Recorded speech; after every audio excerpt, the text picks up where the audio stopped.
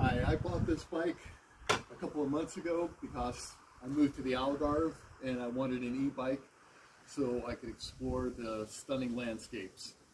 And this is my first experience with an e-bike, so I wanted to share my experience in case anybody is thinking about buying this particular brand. It's called a Bezior, and the model is the XF200. And there are a few main things that I want to point out. The first one being the instructions show the fender going on this way, which is completely backwards. That's not going to do anybody any good. So I took the bike to my local bike shop, and he retrofitted the screw with a longer one so that we could attach it to the back. That was number one. The second thing is the way that this display is set up. It's horizontal, and that takes up literally 50% of the handlebars. So if you want to put on any kind of accessories, you're going to be very limited as far as that goes.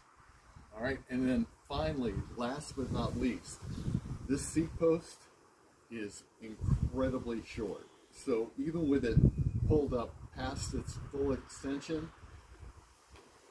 I'm only a 30-inch inseam, and I can still barely stretch my legs all the way out.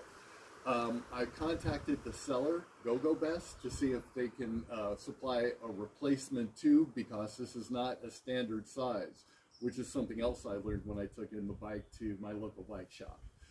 He tried to retrofit it with another tube, but there aren't any available because this is not a standard size.